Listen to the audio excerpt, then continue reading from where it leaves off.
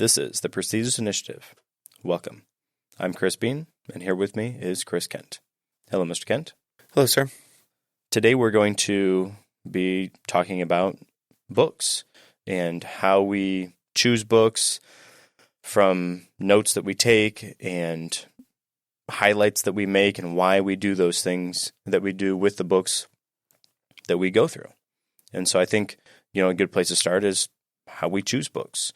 I know for me personally, I see recommendations for books in lots of different places. I'll hear somebody talk about a book, and almost always, if it's a podcast or video or something, I will pause that, go to Amazon, find the book, read the brief synopsis of it, and then put it in like my wish list. And so I have a continual, ever-growing wish list of books that are just there, ready to go.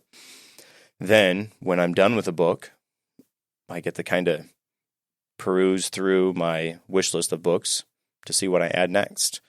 I would say that there is a sort of hierarchy in there. If the book is mentioned more times, or if I hear about it more times, or from more people, then I will kind of prioritize that book over some other potential books, just because perhaps, I've heard about it more, maybe it'd be more relevant to what I'm into at the moment or what I want to learn about. Alternatively, sometimes I will be in there adding a book to my wish list and see other books that are kind of in line with that one. And so I'll kind of, check those out. Okay, yep, that one's kind of good. Let's put that one in the wish list, and so on. So I get recommendations from people. I'll see a YouTube video. Hey, these are good books to read, or hear somebody mention something on a podcast. Almost always, I stop, put it in the list, ready to go. And then, for example, I was at the mall with my wife over the weekend, and there was a bookstore there, so we stopped by the bookstore, and I saw a couple books that I had heard about before. They happen to have Meditations by Marcus Aurelius. I've heard about a number of times. Ryan Holiday, The Daily Stoic, he talks about meditations a lot, and so I picked that book up. And I would say, for me specifically, most books that I'm going to read are going to be digital based. If I buy a physical copy for a book, that means that it's a book that I want to reread, perhaps, or a book that I want to be able to highlight and take notes in, and then be able to quickly pull back and reference those things. I feel to do that on a digital medium isn't quite there, or at least I haven't figured out how to make that the same as being able to pick a book up, kind of flip through it, 15 minutes. Okay, not that I read it in 15 minutes, but I can go back through my highlights and my notes that are in that and get a sense of the quote-unquote important information, or at least what I saw as important information the first time. I know I haven't done that to a huge number of books, but on the times that I have, being able to pick up the physical copy, go back through my highlights, and for lack of a better term, reread that book in a very short amount of time has been incredibly beneficial. And while you can highlight and take notes and export and do things like that with the digital side of that, but isn't quite the same. And so, at least for me, if I am going to plan to read a book one time and take notes on it, and I have a process that I do, we'll talk about later for that. But if it's going to be a book that I know is going to be impactful, I'm going to reread, or at least want to reference on a semi-continual basis, maybe once or twice a year, I want to get a physical copy of that, because it just is perhaps a little bit simpler for me in that realm. What about you, sir? How do you go about choosing books? And I think we talked about this before, but for me specifically, I read almost exclusively, if not fully exclusively, nonfiction books. And I know you do a mix of both. And so where do you, how do you hear about books, or what do you do for that? Yeah, I think it's pretty similar to the way that you choose your books. I will say, going off of what you just finished talking about, I don't think I've ever in my life read a digital book. I think any book I've ever read has been physical. If I'd read a digital book, it was maybe, a short story, It was a small type thing that more like an article, less of a book. But I don't think I've ever read a digital book. So I guess maybe we can nail that down for a little bit here. For me, I switched over to digital books a year and a half or so ago, and the first couple were really kind of odd. It was like it didn't feel like I was reading a book because it's just this thing that was on my Kindle or on my iPad. It had a weird type of almost abstract feeling to it. It wasn't a physical thing. It doesn't feel real. It doesn't feel real, yeah. And so I know there was a couple books that I started, got halfway through, and they fell off. It's my fault. I didn't continue with it, but it didn't feel like I was reading a book. And so that was a little bit different. Now, doing that, a handful of times, I've gotten a little bit better about that. For me, digital books are nice because I can have them with me wherever I go. If I have my phone or my iPad, I don't mostly have my phone, but have my iPad with me most places, I can interact with that book. If I have, 5 minutes of downtime in between or something, I have my iPad, I can read my book, which I like. I also like, I don't have a huge stack of books that either I've read or haven't read and just are sitting, collecting dust, doing nothing. Or I have to then sell or give away. If I can just have a digital copy of this book, I don't have to put it anywhere. It just lives, on my devices, and I can interact with it whenever I want, whether it's been read or not. Just as far as perhaps referencing or flipping through a digital book is not nearly as simple as a physical book. But I would absolutely agree, for a length of time, it was a hard corner to turn from physical to digital. Most people I know make that shift and, seemingly no problem. But for me, for sure, it was tough. And so it's nice to hear that it's more than just me that, had that. Yeah, it's not that I'm opposed to it. And like you said, there's so many pros to having a digital archive of books. You don't have a giant stack here or there. You can take it wherever you want. You're still able to highlight and take notes on these kind of digital things. And I'm not that old, but I feel like we're also in the midst, or we're part of the transition of a lot of that. And I feel like, books were kind of one of the first things to go digital. Well, actually, music was digital, and that doesn't feel weird to me. To think, as we're talking to it, to have an album playing digitally and not actually own the physical album doesn't feel that weird. It's almost the other way around. To have a physical record playing has a certain kind of feel that we don't know, or that we don't necessarily always associate with listening to music, because we almost unanimously listen to it digitally. Sure, yeah. And I own CDs. I'll play CDs on a CD player every once in a while, but more often than not, it's streaming the music digitally. But things like movies, I know a lot of movies now are streamed or they're digital that you can have an archive of. That still seems weird to me.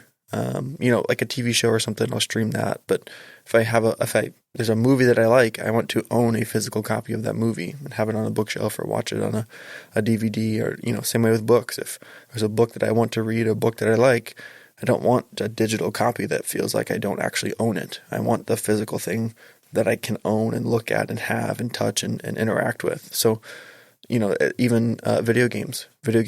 Growing up, we always had the discs or the cartridge or whatever what it was now, but you can get video games for digital and only digital. And I think the hang up there is that it costs the same amount of money to buy a digital copy as it does a physical copy. So why not spend the money and actually have a physical copy? To me, it's worth it. For me, I guess on that note, for games, if I buy a digital copy for a game, I worry, maybe worry is not the right word, but I worry that something's going to get corrupt and I'm not going to be able to have that. Whereas if I have a physical one, I will have that. Unless I lose it, it will be there. And with a digital one, and I'm sure it isn't like that, but that's my kind of quote unquote But there's fear. Also, if you take the flip side of that to books, that's a good reason not to have a book, because you can spill coffee on your book. Your book can fall on the ground and get dirty. The page could rip, there's upsides, there's pros and cons to physical and digital in many different ways. But all that being said, you prefer to be more digital. I almost exclusively prefer to be physical copies of books. And not that I don't, because I have and I will in the future. I know I will. But I also try to not order books off of Amazon. Nothing against Amazon. It's part of the current present day world. However, I know that there's other places I can get these books from that I would rather give my money to than Amazon, if that makes sense. And I don't know if that makes me sound elitist or pretentious or whatever it is, but if I can buy the same book for even a cheaper price in some cases from a used book warehouse or a used bookseller or an online used distributor of books or whatever, I'd much rather spend my money, give my money to those companies than to Amazon, who's going to send me a book. So my question for that is, what about the individuals who are selling used books on Amazon? Through Amazon, sure, yeah. I mean, I'd have to specifically go and choose that type of. I mean, I don't know about you, but you go on Amazon, you find the one that's prime and the one that's going to get you the fastest, and you just buy that one. Sure, but almost always on those, there's other buying options. Right? Yeah, and I'm aware of that. But I guess what I'm saying is, I'm not going to go into and be like, oh, let me pick so and so from Virginia who's going to send me this book. I just say, okay, here's prime, here's the fastest one, boom, send. And again, I've done that, and I will do it. And yes, there are ways around it too. But if I can spend my money somewhere else, on a book at least, I'd rather not do it from Amazon. Again, maybe that makes me elitist or pretentious, or maybe it's just foolish of me to think that way, but that's usually how it goes. Plus, like I said, you can most likely find that book at a used bookstore or from a used bookseller most of the times for cheaper. And, books, if you can find a used book that hasn't been highlighted in or written in or damaged, you might as well buy that. It's just as good as a brand new book. There are ones that are written in and highlighted, and I don't like those ones because to me that feels like this is not the right way to say used book, but it's a used book. Like, I don't say ruined either, because it's not, but almost ruined if it's got something, someone else's notes or something in it. I would say if I could find a book that had the highlights and stuff are in it and notes or whatever, I think that would be cool, because then as I'm reading, I'm having a communication with the author.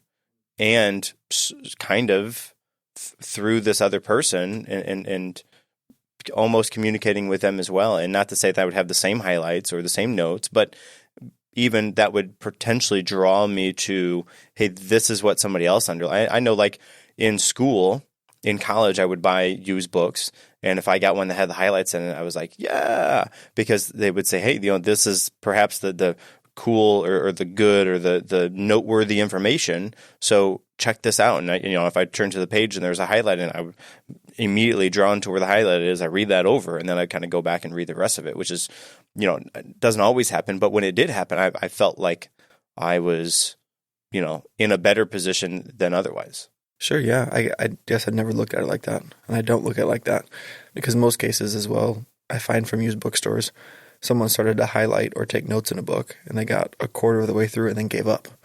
So to me, that's unfinished, or again, to use the word ruined. It's not that it's ruined. It's just, I would prefer my book to be something that I can interact with.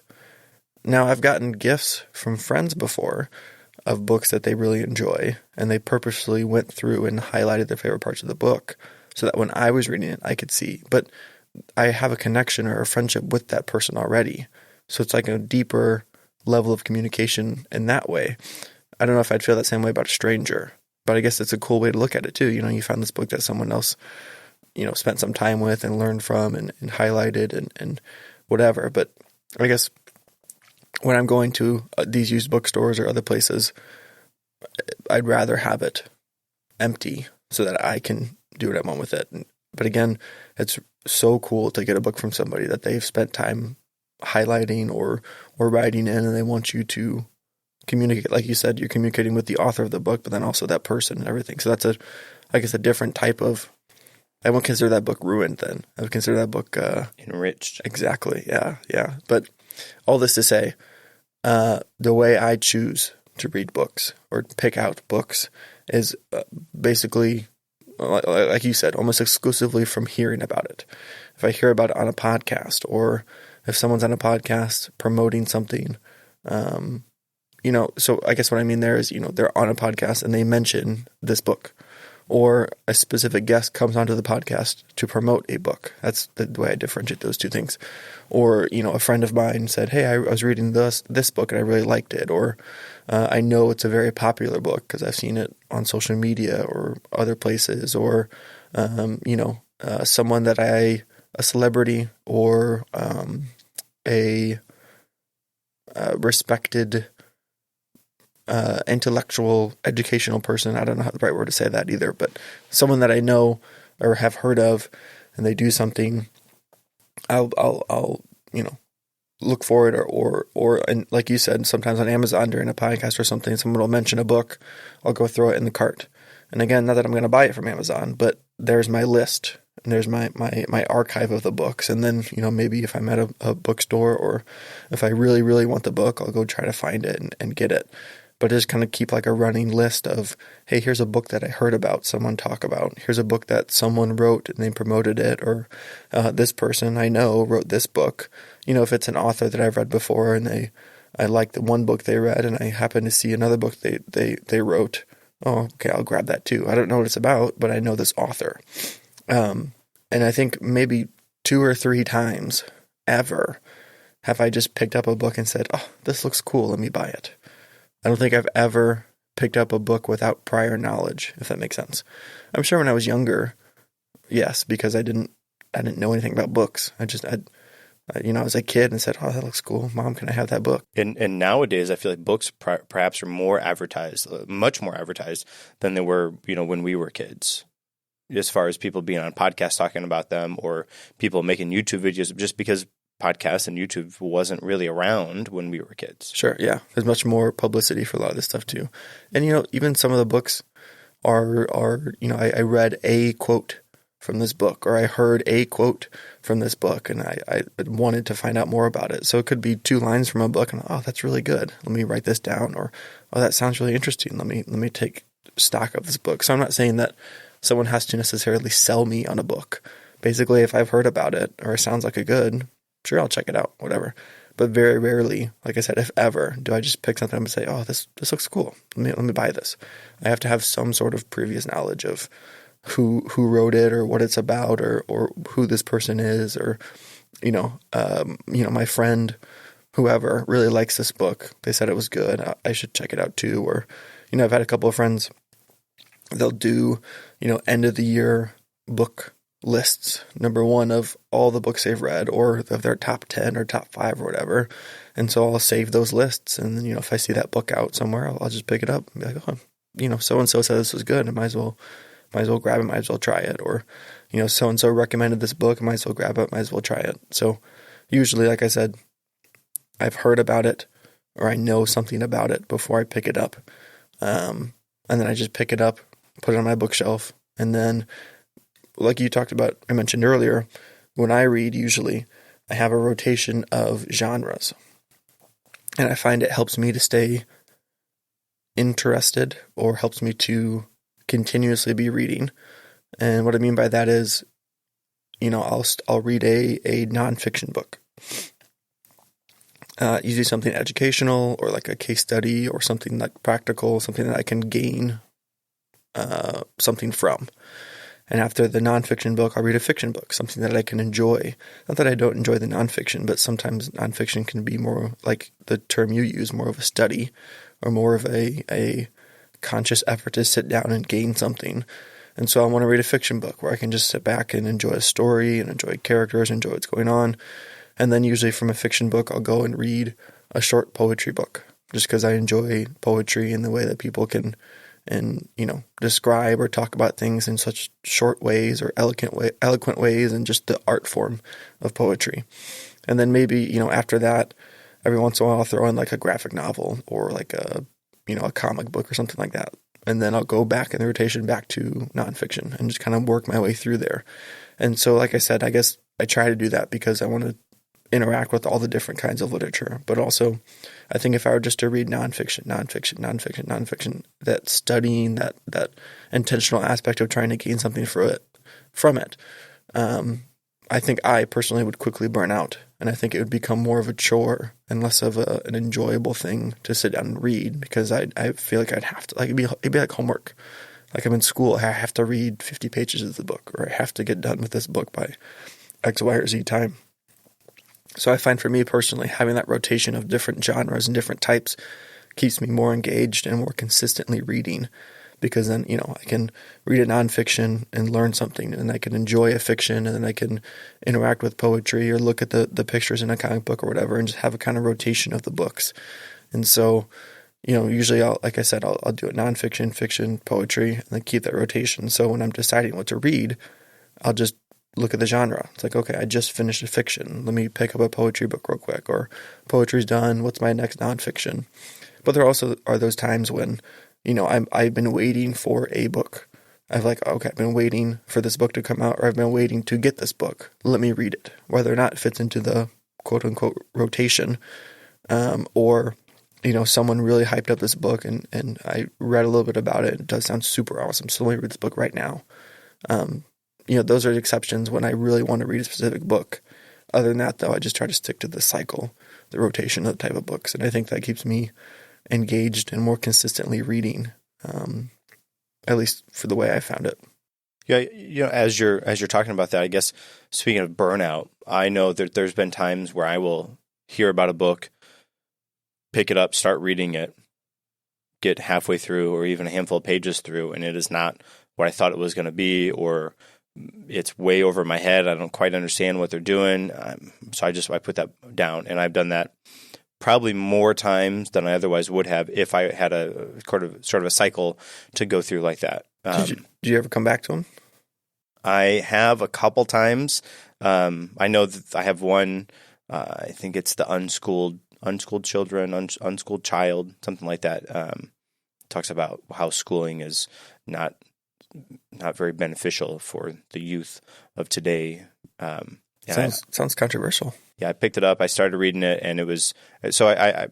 Prior to that, I read Ultra Learning, and that was a hugely good book, very, very good. And from there, he referenced that book a couple times or talked about the author, and so I searched out. Okay, well, that seems to be kind of the next step, and I picked it up, and I think I read half of a chapter, and it was really in depth and over my head, and I didn't quite know what was going on. And there was a handful of times I would stop and reread a couple of pages. Just it wasn't either I wasn't ready for it, or I thought it was going to be something vastly different than what it was, and I have it sitting on my shelf. And no, I haven't went back to that specific book. There's been a couple other books that I've gotten kind of halfway through. I know Moonwalking with Einstein is another one. Is a memory book. Talked about the quote unquote memory athletes, where they go to the competitions. They have to memorize 8 decks of cards in the order that they're in and stuff. And I thought that was going to be, I would say, much different than what it was. And really, it was a journalist's opportunity and experience as he was going into learning how to become a memory athlete.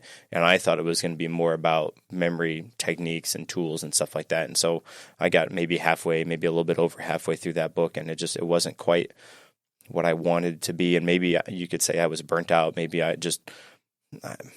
was definitely burnt out on that, because I thought it was going to be one thing and it wasn't. And so, it's sitting in my digital library half unread, or a little bit more, or whatever. It just does that give you anxiety? No. Yeah, I have one book that I DNF'd, did not finish. I'm halfway through it, my bookmark is still in it. If I wanted to today, I could go pick it up and finish it.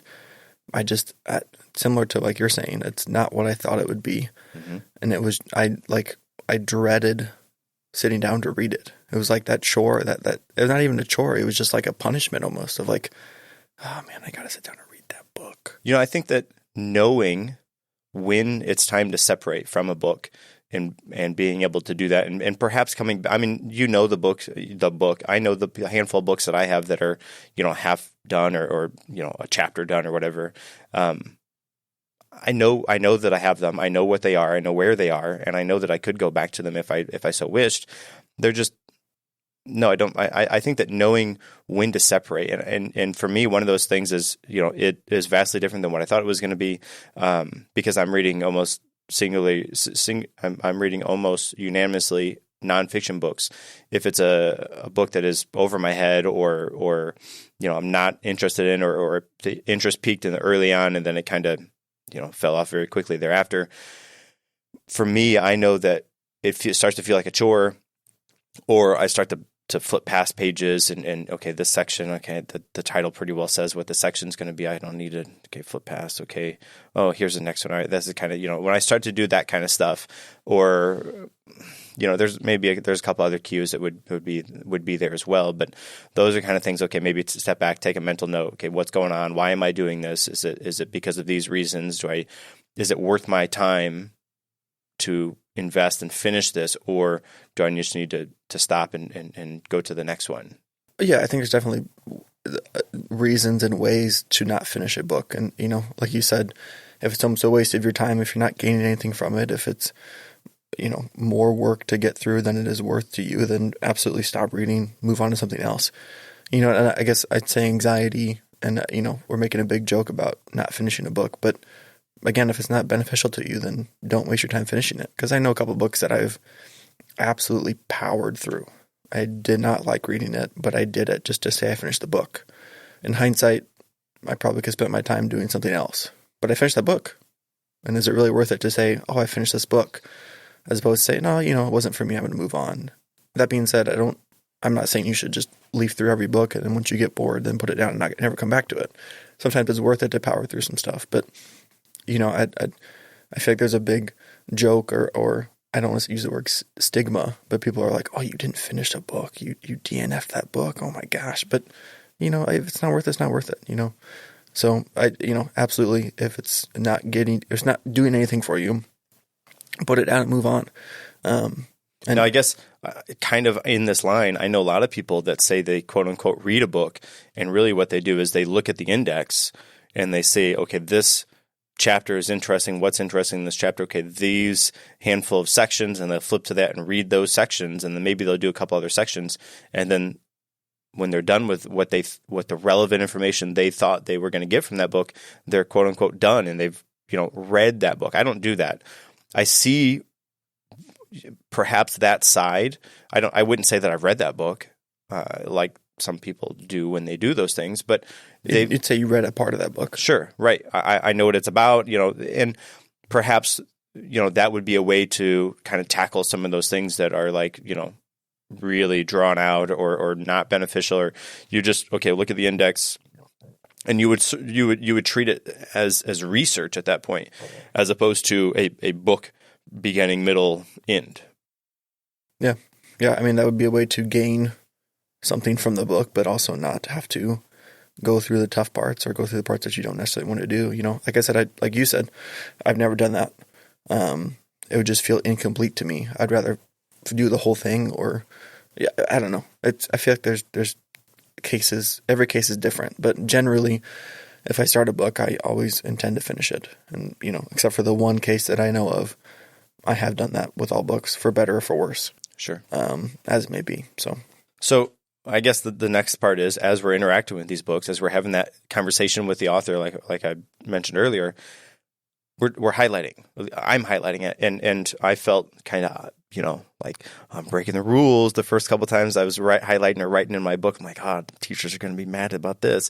But number one, it's my book. I paid money for it. It's not going to be, it's not a school book. If it's your book, it's your book. Do what you want to do with it, and treat it as, and I forgot who I heard say this before, but treat it as a conversation with the author. You are like that author is sitting there talking to you, and you're highlighting and taking notes on the you're capitalizing, underlining, whatever the kind of important things that they're talking about. So again, for me, I felt really kind of devious as I was underlining and writing in my books the first couple of times. Now I do it all the time. I got notes and highlights and underlines and all kinds of stuff in there. As I'm going through the book, if I see something or read something, I guess read, not see. If I read something that is new information to me, or perhaps a new way to think about whatever it is, I will highlight it. And if I don't always have a highlighter with me, most of the time I do. If I don't have a highlighter with me, I have a pin, or I can find a pin from somewhere. I'll underline it. If it's a big section, like it's like, holy cow, this whole page was amazing, I'll do kind of brackets, either with a highlighter or with a pen around the whole page, as opposed to, highlighting the entire page or underlining the whole page.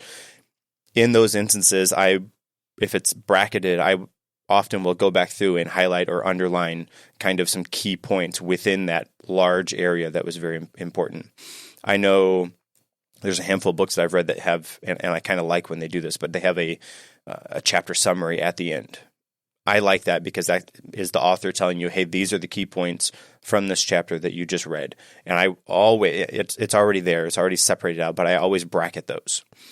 I know when I was reading the 48 Laws of Power, they would have what the actual law was, and underneath of it, they would have basically what the essence of the law was. I would bracket that. It's already there. It's already divided out, but I still would spend my time to interact with it in that way to perhaps as I go back through it, it's there. I can that'll call my attention to this. And I know if it's in brackets, then kind of that whole section is important, or at least relatively important, or new information, or a new way to think or look at something.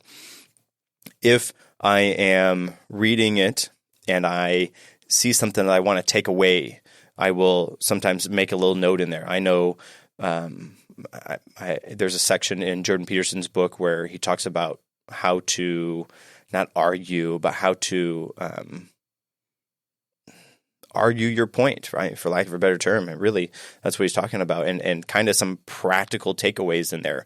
But he doesn't necessarily set it up to say, this is how to win an argument. So I wrote in there, this section is about arguing, and not arguing is what's the other debate. Debating. This is how to debate in a ethical or in a wise way. And I kind of underline a couple sections, but it didn't come out and say explicitly, this is what it's about. But as I was reading it, that's how I understood it. So I, wrote that in there. I know if there's, a section in the book that, there's a word or something that I don't necessarily know, I sometimes will underline it twice and, have like an arrow pointing to the side as, what is this? And then I'll go back and find out what it is. And I can kind of write in in the little margin, okay, this is kind of what this means. I know as I was reading digitally, I would go through and highlight things with different colors. If it was a blue, then I know it was a quote. If it was a yellow, it's kind of a standard takeaway. If it was it's a pink or a kind of a green or whatever the other color is, I would say that it would be a concrete takeaway, something like almost like an action step that I can immediately put in and use on my daily basis. And if it's a digital book, I used to read Apple books almost exclusively. Unfortunately, I haven't found a way. So if you know a way, message us and let us know. I'd love to know how to export those without using a paid service. Export those notes and highlights that I have from a book. I couldn't figure out how to make that work in Apple Notes. So I switched back over to the Kindle via the Kindle app. On my iPad, so that I can, when I'm done with the book, I can export those. It sends it over. Then I take those notes and I put them into Notion, where I have my book catalog of books that I've read and interact with. Then I can have all that in there. For me, having that somewhere is beneficial. If I'm reading a physical book, I will oftentimes summarize the chapter. Sometimes in my own words, sometimes if they have a chapter summary, I will kind of pull over that information, and I do that for most chapters if they're meaningful. If it's kind of like a complementary to the previous chapter to the next chapter, it won't be so much of a takeaway from that. And then I also, as I'm going through the books, I try to do some key takeaways. So whether if it's a physical book or digital books, sometimes it's at the end of the book. Sometimes it's only a handful of times through the book. Sometimes at the end of a chapter, I'll go through and put key takeaways. And so in my notes for the book, whether it's physical or digital, my notes live in Notion. I have a key takeaway section, and then underneath that I have kind of chapter summaries or sometimes a book summary, depending on how impactful the book was. And I would say that I do that almost unanimously, but I would say I do that starting maybe a year and a half ago. I started doing that, and sometimes interacting with it and taking the time to make those notes is more than sometimes what I bargain for, sort of say. But I think it's beneficial to, kind of put those things in my own words, to actually think about those things. It helps me to recall the information, as opposed to just, looking over, yep, it's this, yep, it's that, and just typing over exactly word for word what it says. But anyways, that's what I kind of do as I'm interacting and reading the book, and then kind of even afterwards where my notes live and how I do that. Yeah. I typically only highlight nonfiction. So like I said, I have my rotation, nonfiction, fiction, poetry. I don't highlight fiction. I know some people will do it kind of like you're saying, color-coded of, hey, here's a quote, here's a plot point, here's an important piece of information for later in the story. And again, when I'm reading fiction, I kind of just want to read it to enjoy it. And if I'm taking the time to analyze it and kind of engage with it, it feels more like that study rather than that just reading for fun, quote unquote.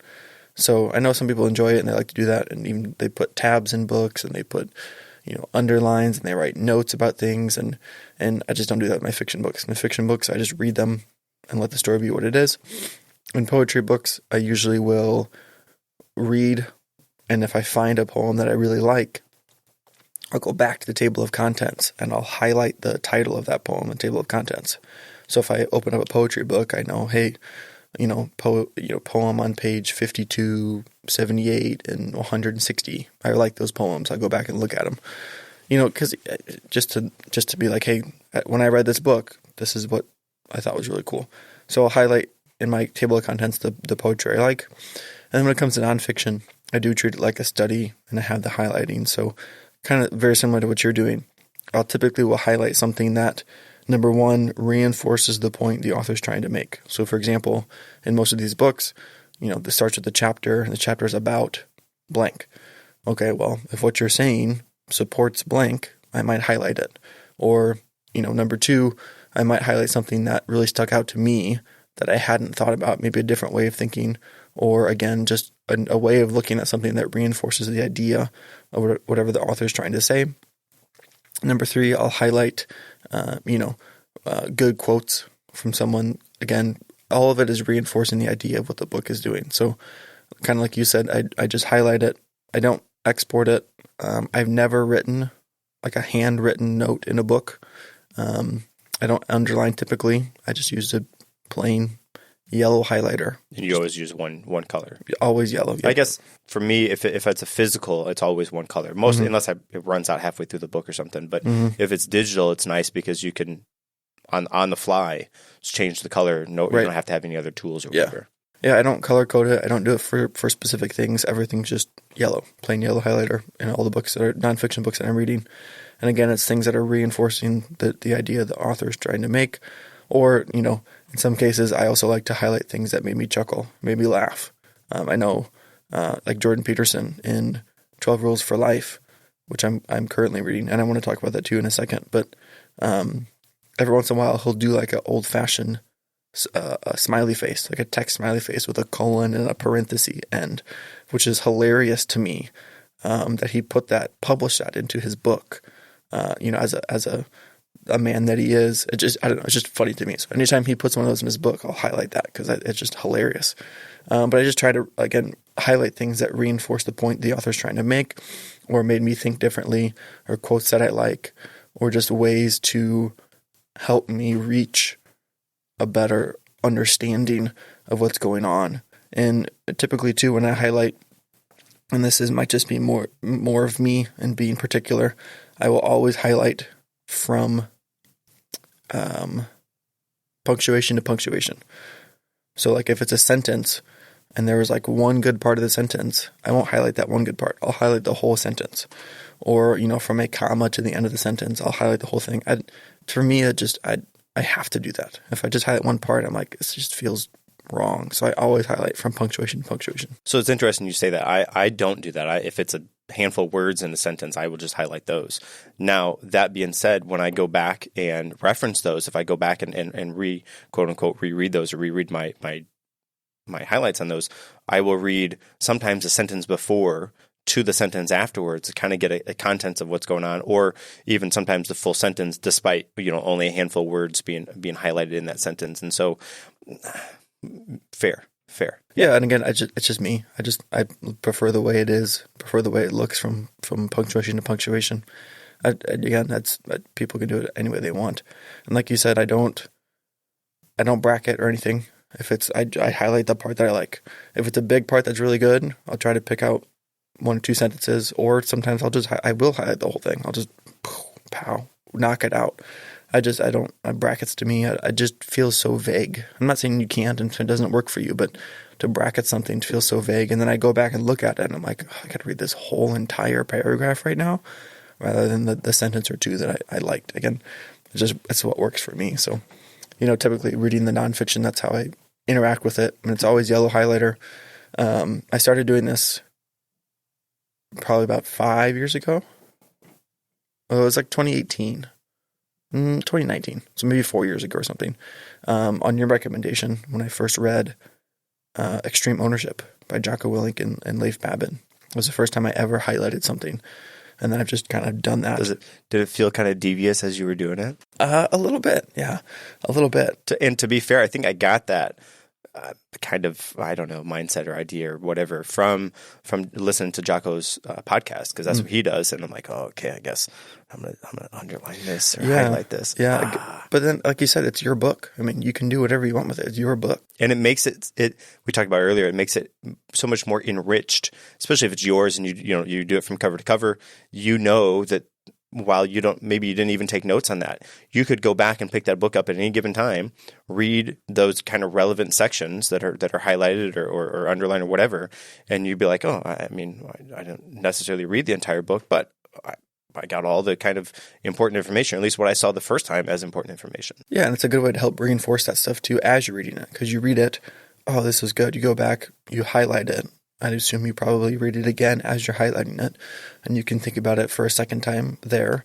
And then if you go back and reference it, then here it is again. So it's another good way to reinforce some of those ideas and points as you're reading, not to mention make it readily available for you after, if you ever go back to it too. So I wanted to go back to Jordan Peterson because I am currently reading 12 Rules for Life, and I want to bring that up because I'm actually going against my rotation. I'm going against my normal method of reading. I started it this year.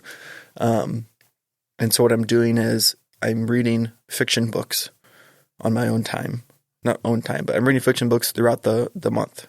I'm trying to get through 2 books a month in fiction books.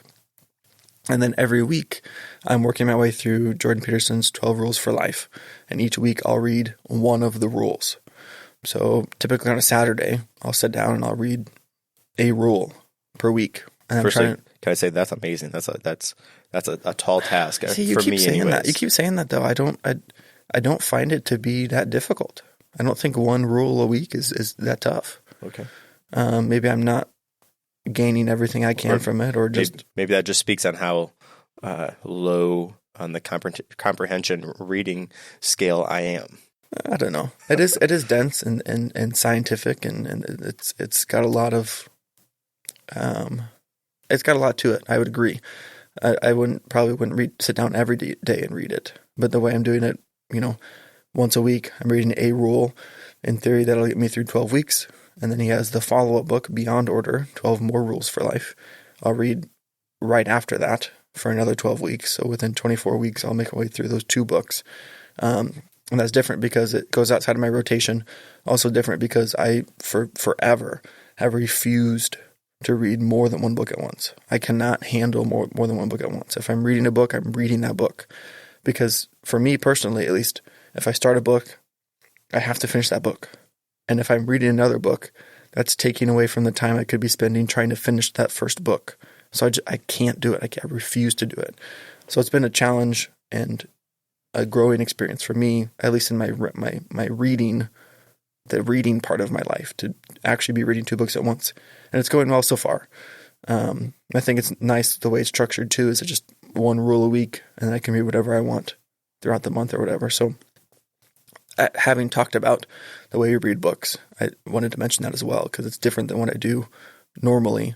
I just started this year, and who knows if I'll continue doing things like that. But for right now, it's working well. Again, the way it's structured and the fact that I actually want to read those books and still get to read other books that I would want to read as well. It's working for now, but we'll see how it goes. Okay. So we talked about this a little bit, and I guess it's worth mentioning now again, since we're talking about reading. For me in the morning, I will get up and do my morning routine. I'll come to actually where we are recording this at right now, and I'll read for half an hour on my rotating type book. From there, I go in, I eat breakfast, and as I'm eating breakfast, I'll go through my Bible study. That's a podcast that I'm interacting with the pages as I'm listening to the guy talk about them. Sometimes, if I, depending on the day, I have, 10 minutes or so, give or take. And if I know that, I'll bring whatever the rotating book is that I have with me. And then as part of my wind down routine, I read Jordan Peterson, 12 Rules for Life, or 12 More Rules for Life, depending on where I am in the month. And my goal is to read, one rule out of each book per month. And so that would mean we're in February right now, so I read Rule 2 in one book and Rule 2 in the other book, so I get both Rule 2s in this month. And so I guess if you want to count those, I'm reading 3 to 4 books at a time, I guess. But really, I've read 12 Rules for Life already. I'm just going back through it. 12 More Rules for Life I haven't read yet. This is my first time through that one. And then whatever my rotating book is new to me as well. So I guess new information, really, I count that as one book per se. And I guess speaking about my rotating books, I'm currently going through the moral case for fossil fuels. I'm just about halfway, maybe right at halfway through that one. Very interesting. I had no idea some of the arguments that they're making, about climate change and how apparently people have been saying the same kind of thing since, really the 70s, and how really this guy is Alex Epstein is saying that, if we're to believe those people, we would already be living in a kind of catastrophic wasteland. Yeah, which is really interesting. I guess thinking about those, we all grew up hearing about, we're running out of fossil fuels and they're bad for the environment and, ozone gas and greenhouse, whatever. But so far we're doing fine. And his argument really is that those fossil fuels have enriched and benefited a huge number of people that if they were solar or whatever other powered, they would not have. And really, speaking of solar, one of his things was there was a hospital, and I'm going to get the place wrong, I'm going to say in India, that was running off of solar power, and there was a storm or something, the sun went behind the clouds, and they lost power. A hospital lost power. Bad. Lots of people died, babies died, because the power lost because of solar power. Once the power is in, there was not really a place to store the power. Whereas if it was, a fossil fuel, it would just be going. So, that's kind of his side of that. And really, we almost unanimously hear the other side, that how fossil fuels are bad. And this guy, at least, is making a stand that fossil fuels are good and in fact, hugely beneficial for a vast number of people that would otherwise not have power or clean food or water to eat. So, very interesting so far. Well, I think that's a good place to end for today. We talked about, kind of how we select books, how we interact with them, taking notes and highlighting. We even talked a little bit about digital versus physical books. Do you have anything to add for that today? No, sir. Not today. All right, great. Thanks for joining us. Until next time, take initiative.